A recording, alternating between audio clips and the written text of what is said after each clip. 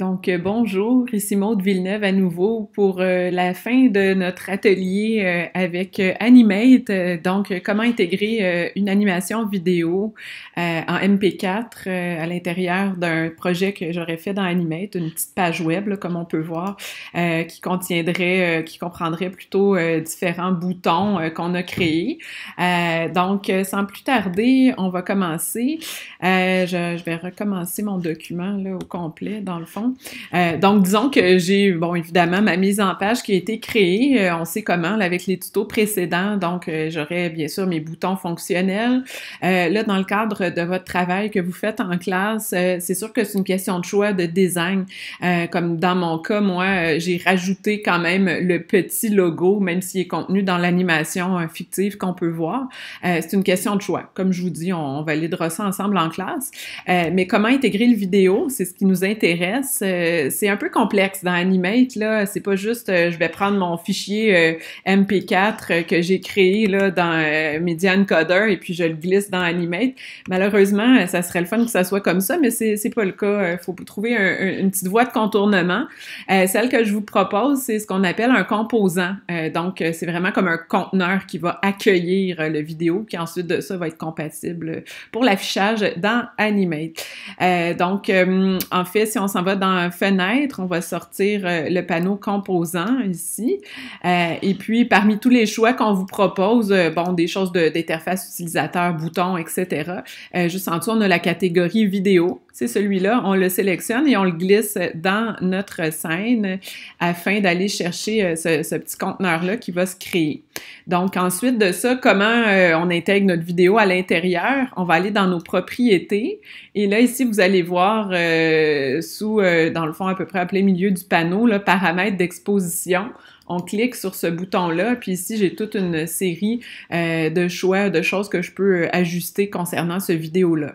La première chose à faire, c'est bien sûr d'aller sélectionner votre source. Moi, je vous propose fortement de mettre votre vidéo déjà dans le même dossier que votre site qui est dans Animate, votre document FLA, pour la simple et bonne raison que ça va éviter un conflit si jamais il y en avait un, là, effectivement. On va chercher le vidéo. On coche respecter les dimensions du fichier source pour conserver les proportions. Vous avez peut-être remarqué, mais c'est pas du tout les mêmes proportions, là. Le conteneur de base, c'est du 4:3 versus nous, on travaille en proportion 16:9 là, dans le cours. Effectivement, je veux que ça s'ajuste. Et puis, si on fait OK, on va constater le chargement. Puis ensuite de ça, la vidéo va se mettre automatiquement selon son format. Là, c'était un peu trop gros, là, selon ce que j'avais en tête pour cette maquette-là. Ça peut se transformer soit dans les propriétés, comme on peut voir ici, je peux le faire en proportion très facilement avec les chiffres ici, le volet numérique, ou encore avec la transformation libre, ça peut se faire. On tient majuscule quand même, on veut juste être certain qu'on perde pas de proportion ici. Là, ensuite de ça, c'est une question de mise en page. Là, on va y aller selon ce qu'on veut faire comme design, et puis on ajustera bien entendu s'il y a des choses à le faire plus tard. Pour le reste, je vous l'explique rapidement. Lecture automatique, on va le laisser cocher dans le cas de notre projet. C'est ce que je veux, là, que mon animation se déclenche une fois qu'on arrive sur le site web. Par contre, on va décocher contrôle. On veut pas voir la barre là, avec le play puis le son puis tout ça là, en dessous de notre anime. On va laisser muet décoché parce que bien sûr, vous avez des ponctuations sonores, vous avez une trame sonore peut-être dans votre animation, donc on veut l'entendre.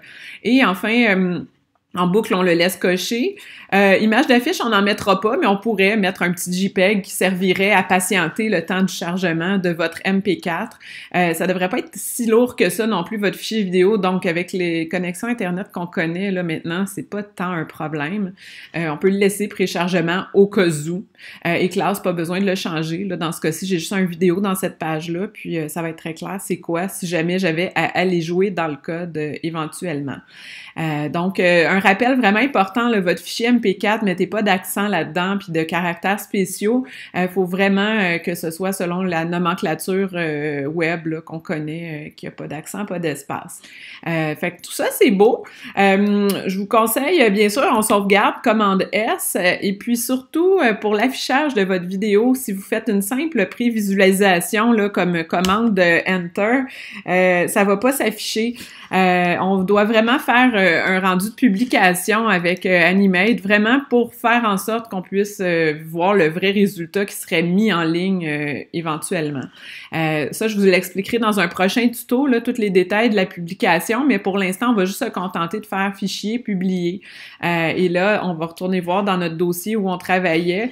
Le document HTML va s'être créé. Là, dans mon cas, ça s'appelait démo microsite. Là, donc, c'est ça ici. Ça vous fait une petite page HTML qu'on va ouvrir, associée d'un JavaScript. Et puis, c'est les deux seuls fichiers qu'on aurait besoin à mettre en ligne là, s'il y avait lieu. Plus le vidéo, bien entendu, qui s'est glissé, juste pour vous le remontrer vite fait, là, ça s'est glissé dans un sous-dossier appelé vidéo. Donc, mon MP4 s'est redoublé ici, vraiment pour faire en sorte que si je le mets en ligne, là, tout va être conforme. Une dernière parenthèse, on va faire notre affichage dans Safari pour ce projet-là. En effet, Chrome ne permet plus l'affichage automatique des vidéos, donc ça pose problème là pour l'affichage. Je peux toujours le montrer là, on le verra juste pas s'afficher là, donc c'est ça bloque pour des raisons de connexion puis tout ça. On peut comprendre pourquoi, mais nous dans le cas de notre projet, on a besoin quand même de montrer le résultat. Et puis il y aurait bien entendu toutes sortes de façons avec des développeurs expérimentés de contourner un peu cette chose-là, un peu dans l'optique là qu'on avait vu avec le site de l'agence du studio Gimmick, qui est vraiment chouette, qui nous accueille évidemment avec son vidéo, son reel promotionnel qui présente son logo en même temps. Donc ça peut se faire, bien évidemment. Puis nous, ben c'était une bonne façon de présenter notre produit final, là, donc notre anime de logo dans un contexte de site web animé également. Donc je vous remercie et à plus tard.